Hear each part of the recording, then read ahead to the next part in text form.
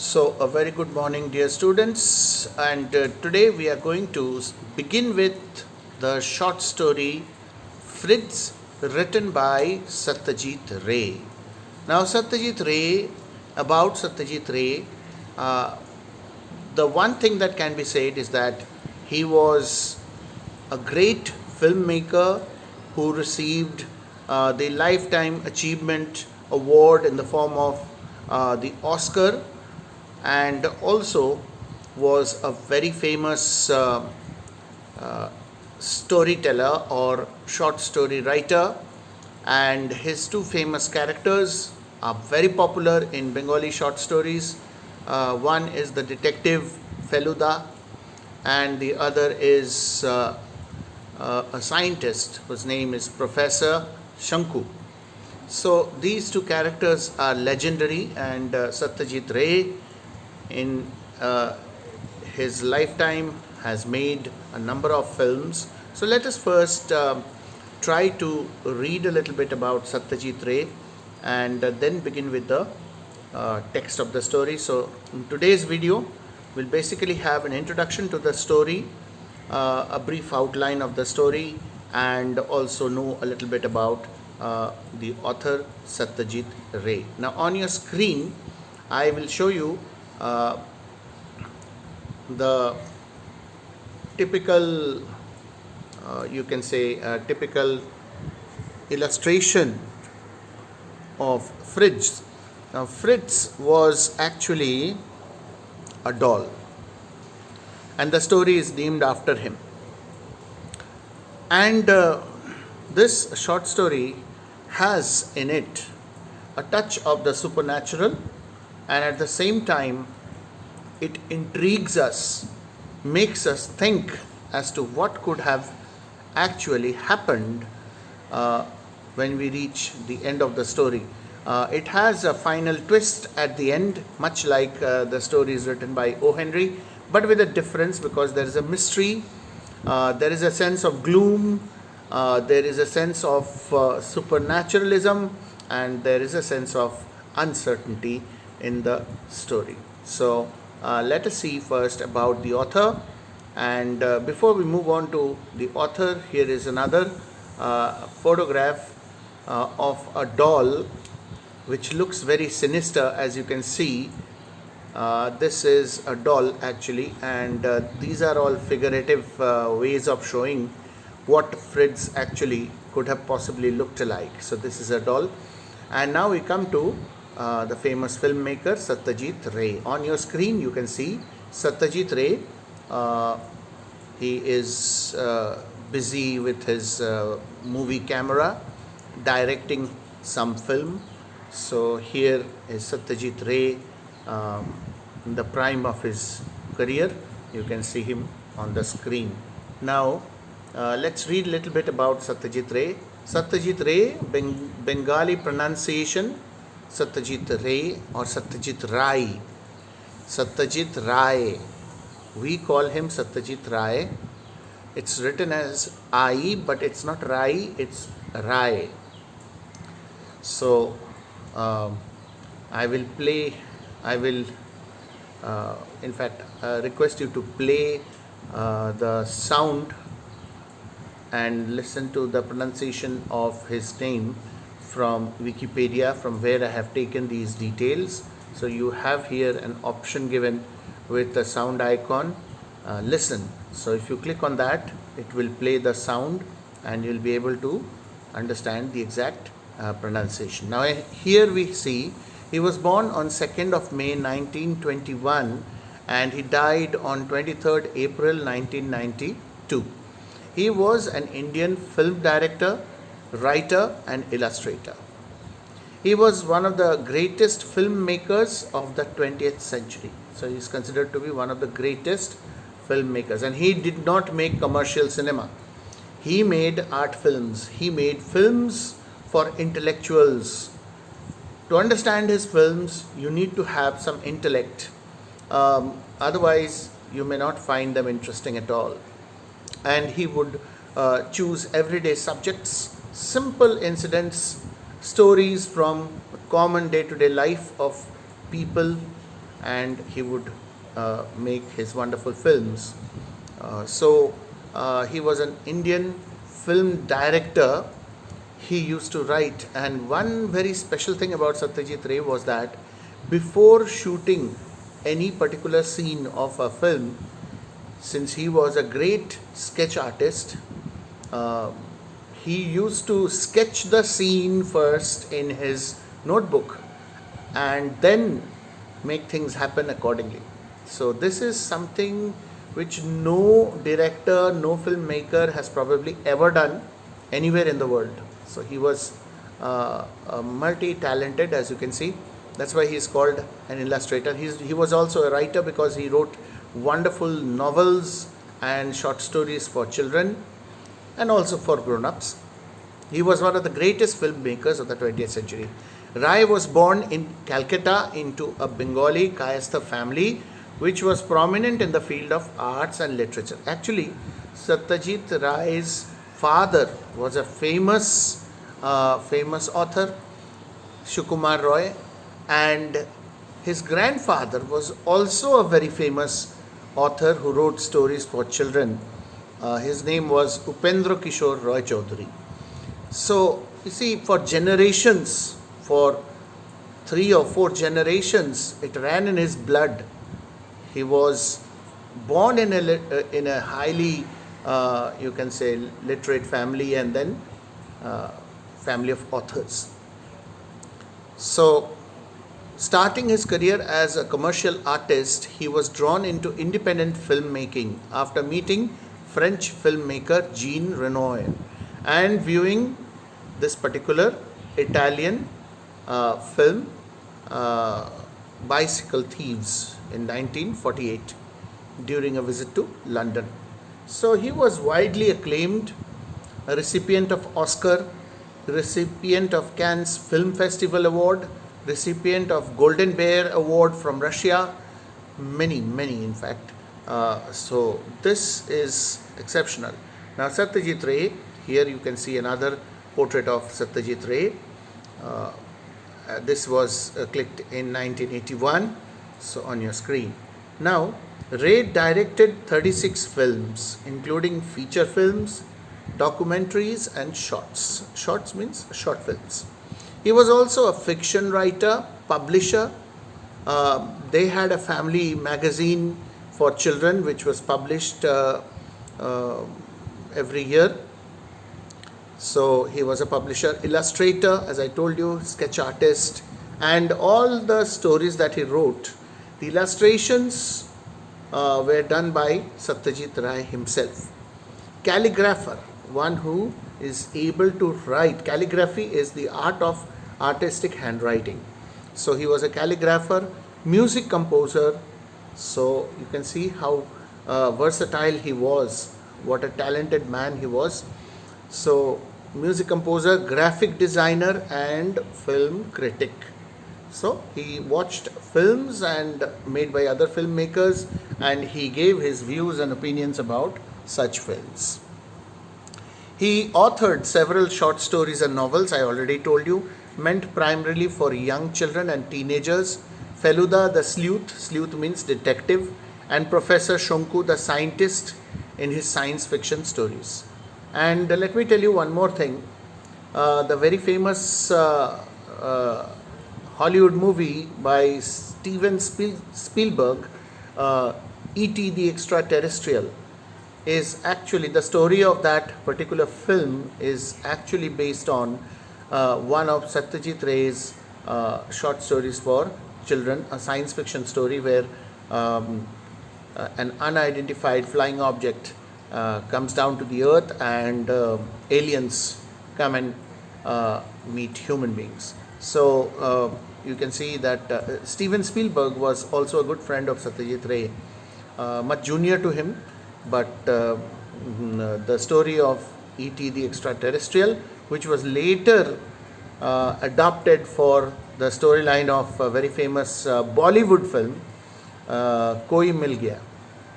So Koi Mil Gaya, the character of Jadoo in Koi Mil Gaya is also based on E.T. of Extraterrestrial, and which in turn is based on Satyajit Ray's short story, science fiction short story.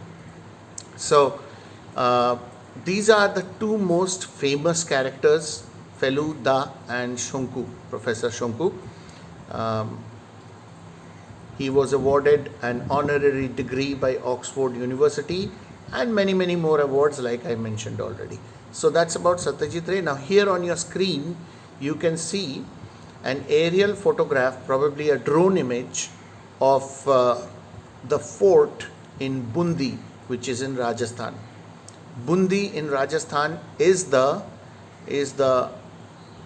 place where the happenings of this short story occur. So this is the Bundi fort, which you can see on your screen, and there's a mention of this Bundi fort in the story. So that's the reason I have taken this photograph from the net to show you. And then let's move on to the next photograph. Here on your screen you can see the picture of a typical Rajasthani guest house situated in Bundi.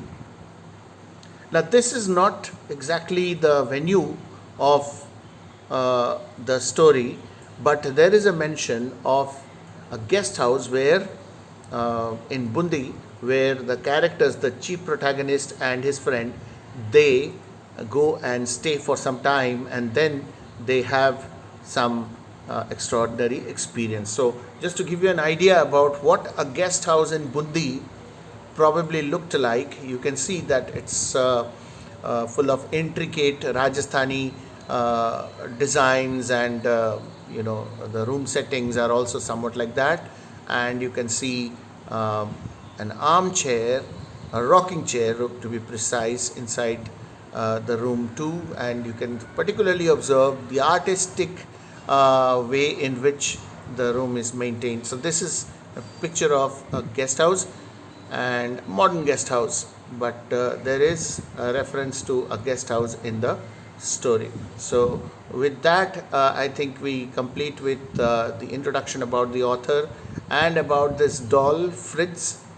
I have already shown you, and Fritz is the chief protagonist, you could say, of supernaturalism in the story. So he is the one who creates the supernatural effect in the story, chief protagonist, you could say, in that sense. So now we will read a little bit about the story after this, and try to understand what the theme of the story is all about, and how exactly Fritz the doll becomes significant in the story. The story is titled after him, named after him, and what aspects of mystery and unknown we come across when we read the text of the story. So let's move on to an introduction and understanding of the story in an overall manner now. A very good morning once again to all of you, my dear students of class 11 and 12. Today we are going to begin with the text of the story Fritz by famous Bengali author and film director Satyajit Ray. So already I have given you an introduction to this story, and already I have discussed the outline of the story. And now let us begin with the text of the story. So let us try to see what exactly we have in the contents of this short story. So on your screen now it will come up the pages from your textbook. So I expect all of you to open your textbooks and please take out this short story, and please follow as I explain the text to you. So I am scrolling up on your screen. You will be able to see the very first page of this short story coming up on your screen now. We have page 12 in your textbook, and the story is Fritz by Satyajit Ray. So here is the text, and we begin with the text.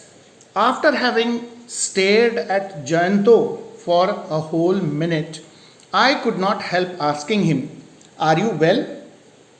So the narrator is asking his friend Jayanto whether he is all right.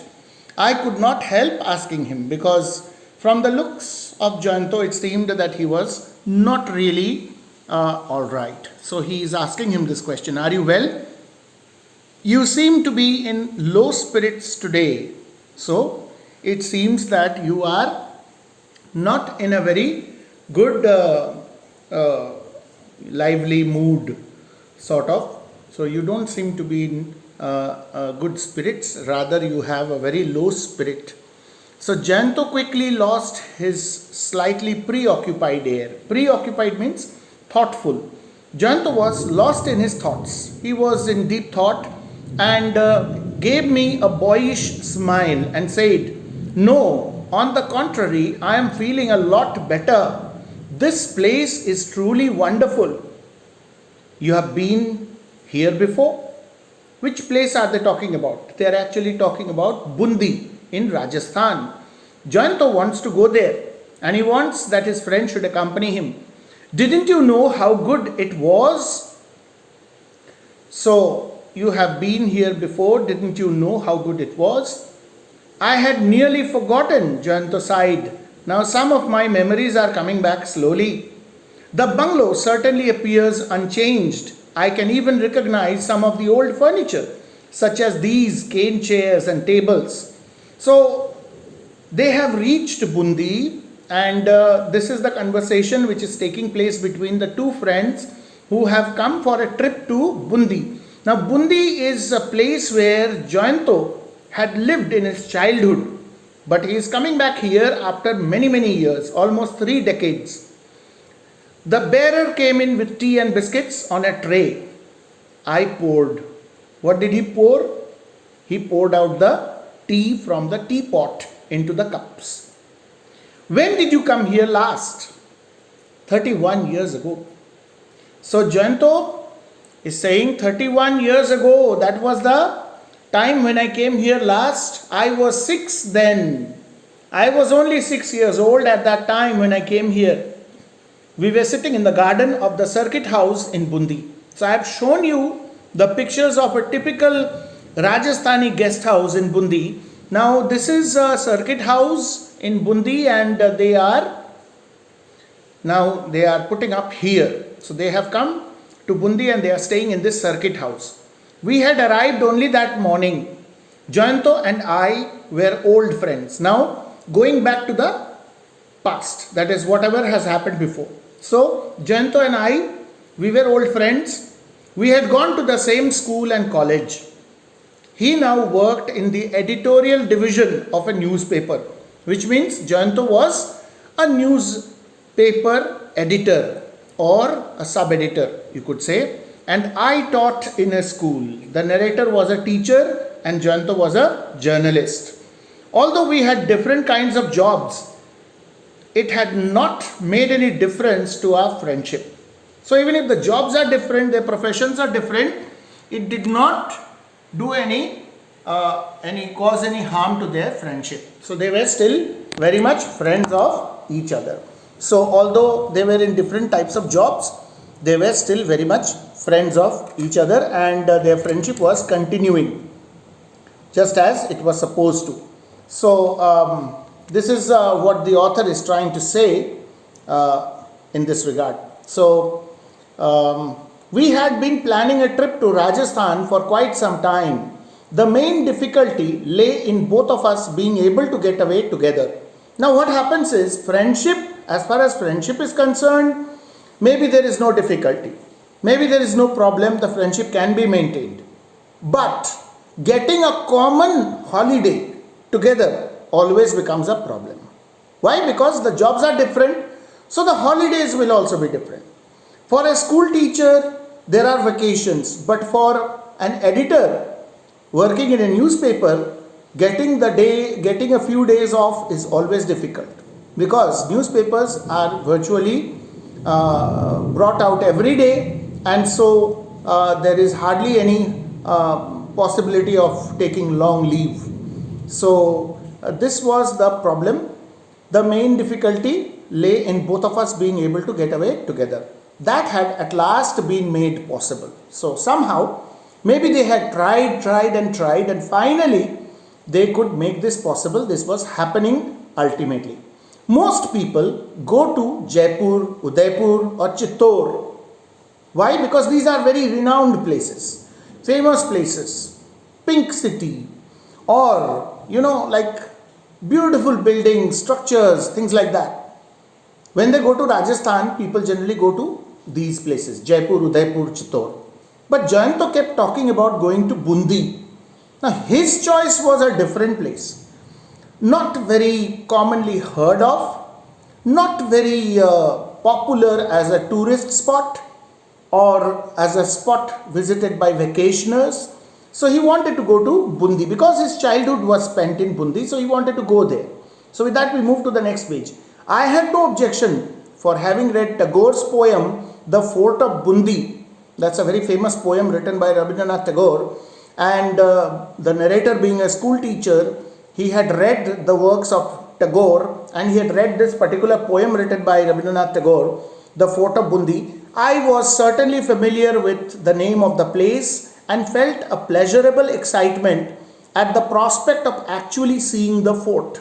So I have already shown you the picture of the Fort of Bundi in the introduction. So you can go back in this video and watch or see that particular picture of the Bundi fort, where things happen, things related to this story actually happen, few things like they go to visit the fort. So anyway, the name of the place was really something pleasurable, exciting, and the prospect of actually seeing the fort on which Tagore had written that famous poem. Not many people come to, or rather came to, Bundi, but that did not mean that there was not much to see there. It could be that from the point of view of a historian, Udaipur, Jodhpur and Chittor had a lot more to offer, even Jaipur. But simply as a beautiful place, Bundi was perfect.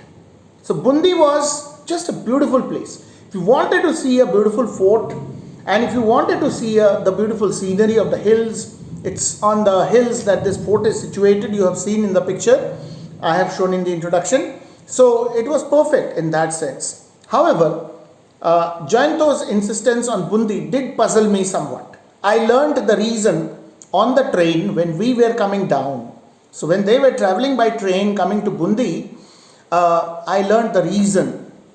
Jayanto's father, Animesh Dasgupta, had worked in the archaeological department.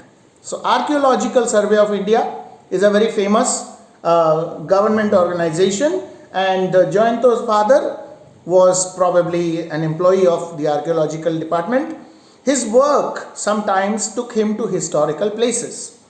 See, because archaeologists, they are the ones who excavate, take out the relics of the old past bygone era from under the earth, unearthing these things, the Harappan civilization, Indus Valley and things like that.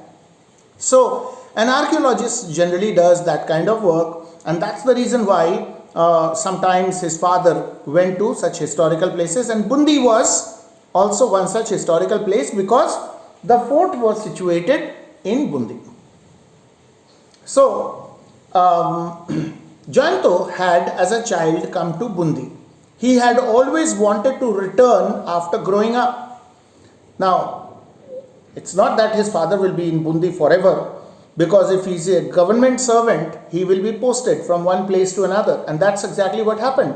So Bundi was one of those places where his father was posted for some time, and at that time Jayanto was only 6 years old. He was a small boy, and he has some faint memories of his childhood with regard to Bundi.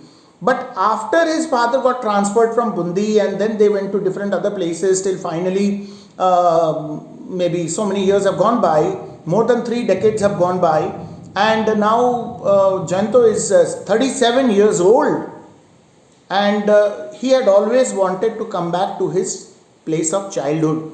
So he wanted to come and see, just to see how much the modern Bundi compared to the image he had in his mind. So what was the difference? He was growing up, and he was always, in the corner of his mind, he always had this thought that someday I will go back to Bundi and see the place.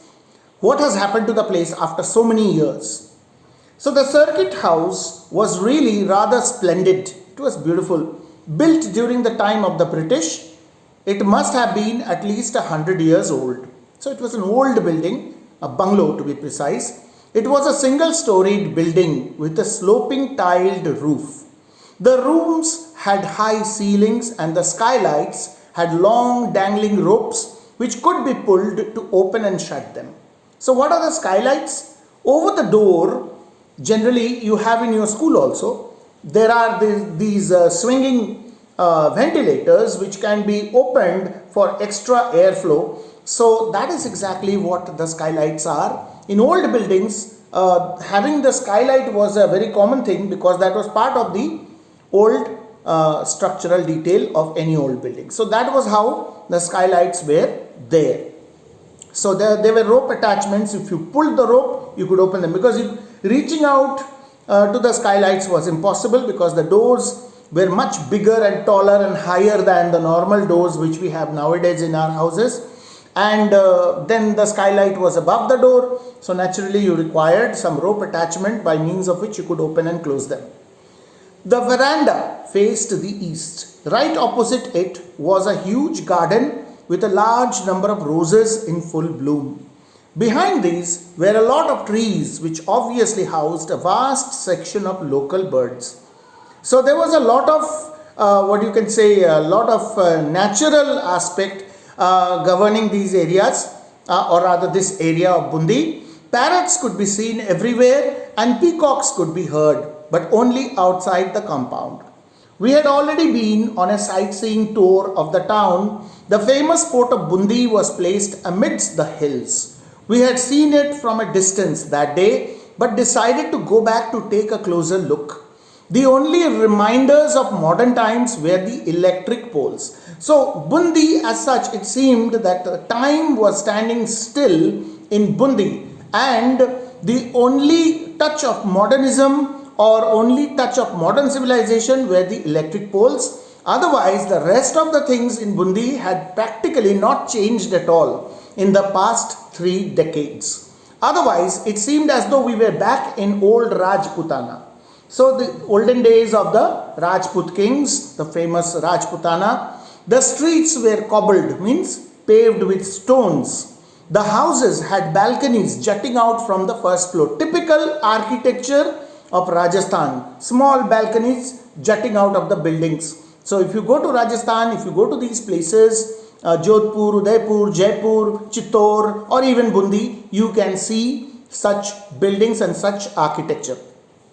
The carvings done on these and the wooden doors bore evidence of the work of master craftsmen. It was difficult to believe we were living in the age of machines. So it was very difficult to believe that we had come to the 21st century or maybe 20th century. This story was written by Satyajit Ray in the 20th century. So it was difficult to believe. So many years had gone by, but still Bundi seemed to be the same old Bundi as it used to be in the olden times. I noticed Jayanto had turned rather quiet after arriving in Bundi. Perhaps some of his memories had returned. It is easy enough to feel a little depressed when visiting a place one may have seen as a child. Besides, Jayanto was certainly more emotional than most people. Everyone knew that. So there was a sudden change of behavior which was observed by the narrator in his friend Jayanto. Jayanto was not so quiet by nature, but after coming to Bundi, he seemed to have become very quiet sort of a person. He put his cup down on the table and said, "You know, Shankar." So now we know finally the name of the narrator. The narrator's name is Shankar. So Shankar and Jayanto are two friends. Shankar is a school teacher. Jayanto is a journalist. He put his cup down on the table and said, "You know, Shankar, it is really quite strange. The first time I came here, I used to sit cross-legged on these chairs. It seemed as though I was sitting on a throne. Now the chairs seem both small in size and very ordinary. The drawing room here used to seem absolutely enormous. If I hadn't returned, these memories would have remained stuck in my mind forever." So what has actually happened? Jayanto used to live in Bundi when he was 6 years old. So how big is a boy who is only 6 years old? Obviously for him a chair will seem to be like a throne because he is a small boy. But when it comes to a man who is 37 years old, now that Jayanto is 37 years old, the same chairs are still there in the circuit house after 30 years, 31 years. When he is sitting in them, he realizes that these chairs are much smaller. And even the drawing room seemed enormous when he was a child, but now it does not seem so.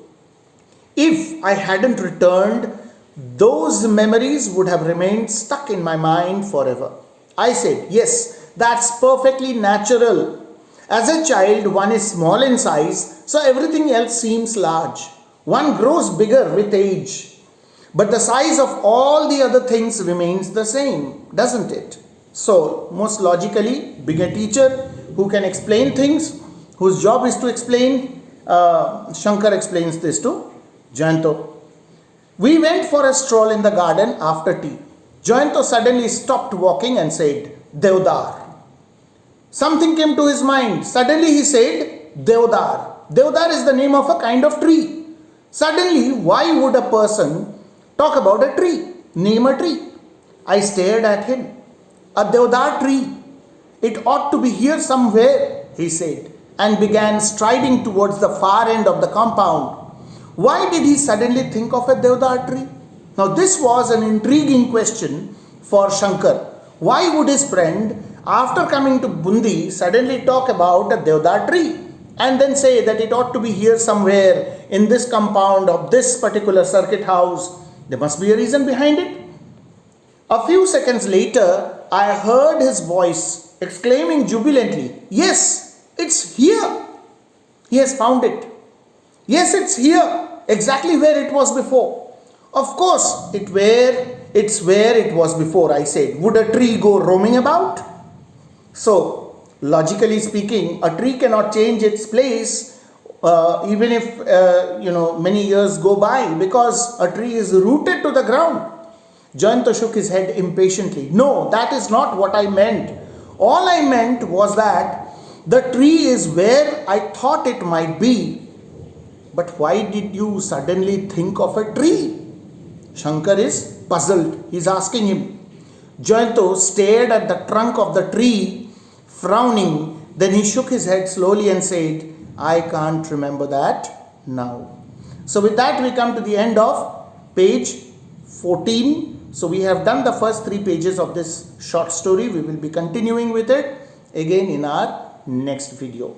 So I hope it's understandable, it's clear enough to you, you have understood whatever we have read. So that's it for today. Thank you very much.